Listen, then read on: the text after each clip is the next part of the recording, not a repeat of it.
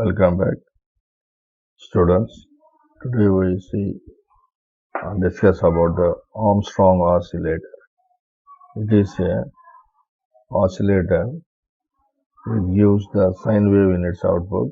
It converts the DC voltage, into AC sine wave form. It is the LC type oscillator. We have already discussed LC type oscillator like Hartley-Colpitts oscillator and RC type oscillator like phase shift Wien bridge oscillator. It is the another type of LC oscillator. It uses a inductance coil and capacitor in its tank circuit, and it has a positive feedback. The feedback part of this Armstrong oscillator is done by using the inductor coil by mutual induction. So this Armstrong oscillator also consists of three parts. One is the tank circuit, feedback circuit, and the amplifier circuit. So this is used to convert the DC energy into AC signal, and it produces the output sine waves with a very high frequency. The Armstrong oscillator is otherwise called as Meissner oscillator. This Armstrong oscillator is a LC type oscillator. Actually, an LC feedback oscillator, it uses the capacitors and inductors in its feedback network. Now, we see the construction of Armstrong oscillator. The Armstrong circuit consists of the amplifier part.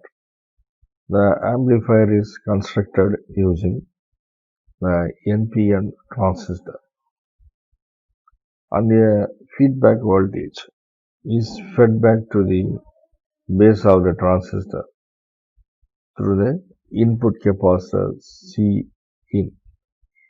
This input capacitor in the amplifier circuit allows the AC input signal to pass through it, and it blocks the DC voltage from the biasing source, the external biasing voltage. So it protects the AC input signal source from any damage, and it protects the feedback part and the tank circuit part in this Armstrong oscillator. The feedback part also consists of an inductor coil, and the tank circuit also consists of an inductor coil. It protects the both inductor coils from the damage. This circuit also consists of a potential divider R1 and R2. This potential divider resistors gives the forward bias to the base through the external biasing voltage plus VCC.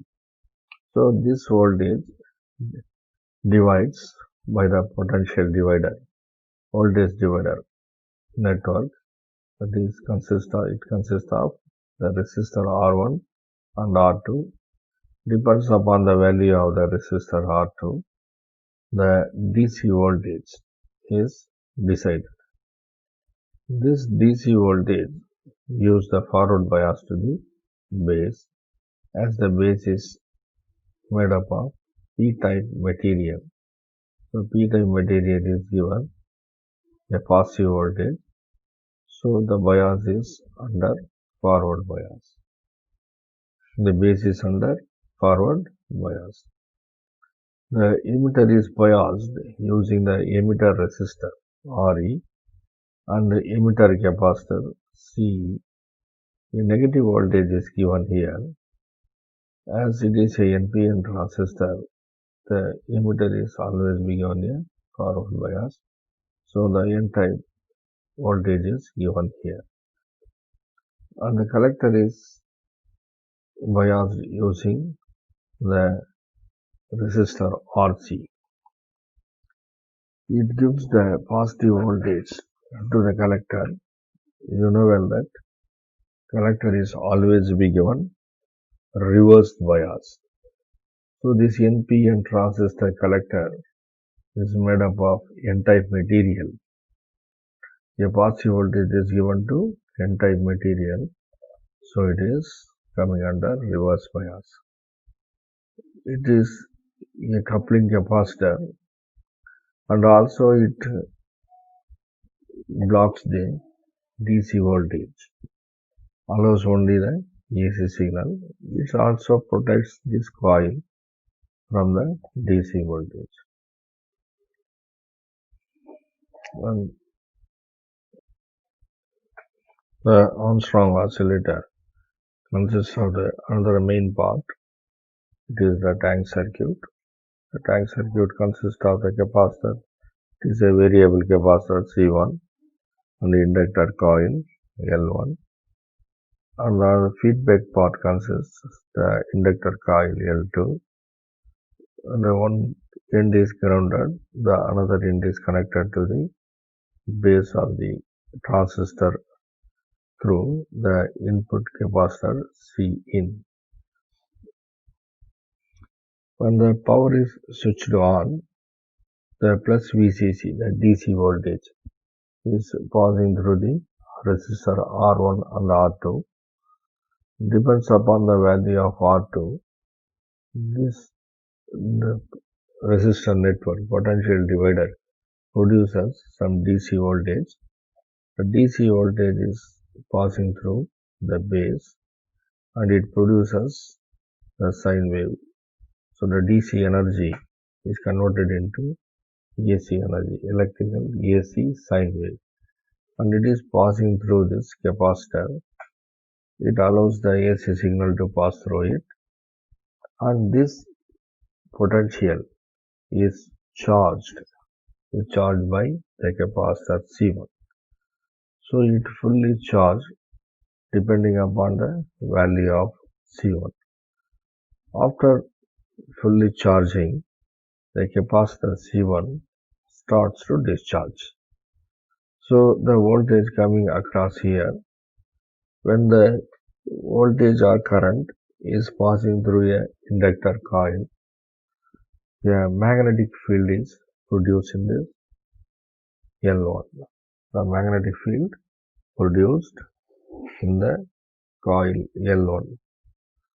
This magnetic field flux of lines produces in the coil till the capacitor C1 discharges. When it discharges fully, there is no further voltage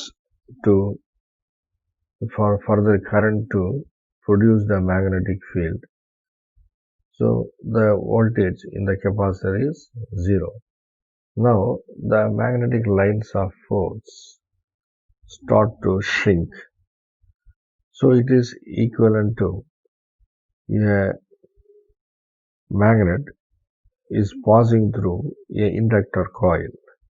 When a magnet passing through a inductor coil or a inductor coil cuts the magnetic lines of force, an induced EMF is produced in that coil. Induced EMF is produced in the coil. The induced EMF produced is in opposite sign to the voltage or current which responsible to produce the magnetic fields. So it starts to give the oscillations, AC oscillation. But due to the energy loss in the reactance, the resistance present in the capacitor C1 and reluctance present in the inductor coil, the it loses the energy, and at a particular time the oscillations become zero. So it generates the damped oscillations. So we need a constant amplitude output within the radio frequency range. So the feedback part is used. This feedback part contains the inductor coil. This inductor coil gets some of the energy from this coil L1. So somehow the current is induced in this coil.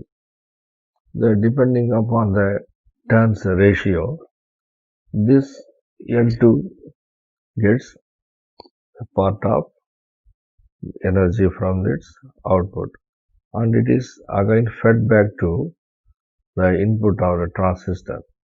This transistor again amplifies. It amplifies the input and again giving it to this coil. So due to this cumulative action, this Armstrong oscillator produces the sine wave with constant amplitude within the radio frequency range. So the frequency can be varied by varying the value of capacitor C1. Okay, so we can generate the different frequency output waves within the radio frequency range by varying the variable capacitor C1. Here we know that C1 is the variable capacitor change the frequency of the transistor. Here the transistor is under forward bias and it is connected under emitter base mode. The emitter collector current will flow through it. Already we have seen how the Armstrong oscillator is working. When it is turned on, the L1 and C1 start producing the oscillation of 1 megahertz frequency with a constant amplitude. This will be a sine wave of varying DC, not the AC, because most of the active devices, that is the transistor, do not work on the AC voltage. This oscillation would normally fall down due to loss in the tank circuit. The tank circuit consists of the inductor coil and capacitor. This oscillating voltage across the inductor coil 2 is fed back to the base of the circuit. The advantages of the Armstrong oscillator: it gives a stable frequency output, and the output is in a amplified output waveform. It gives a very stable with high frequency range, radio frequency range. The uses of the Armstrong oscillator: you know well that it is used to generate sine wave with very high frequency up to 1 megahertz. So it is used in local oscillator in receiver. In receiver contains a local oscillator to generate a carrier wave or intermediate frequency wave. So in this unit we have discussed the different types of oscillator, different types of LC oscillator, RC oscillators, Armstrong oscillator, crystal oscillator, and how they are working, how they are constructed, what are the advantages of LC oscillators and what are the advantages of RC oscillators, crystal oscillator and Armstrong oscillator, how they are working, how the sine wave is produced using the tank circuit, how the damped oscillation are converted into forced oscillation, that is constant amplitude output waves using the feedback network and the amplifier network in detailed manner. So in this unit 3, we have discussed the types of amplifiers, the class A, class B, class AB and class C, how the output waveform changes with the AC input signal, and a single stage RC amplifier, how the single stage RC amplifier are constructed, how it is working, and the frequency response curve of its single stage RC amplifier, and the power amplifiers like push-pull amplifier, and the voltage gain, positive and negative voltage gain produced in the feedback amplifier, and what is Markov and criterion, how the oscillations are produced without giving any input sine wave, the condition for oscillation, and the different types of oscillators, Hartley, Colpit, phase shift Wien bridge, Bessel oscillator, and Armstrong oscillator. Up to this, in the applied electronics paper, the unit 3 is over. Your job is to watch the video and write it in your notebook and scan the copy and send it to me in your assignment work.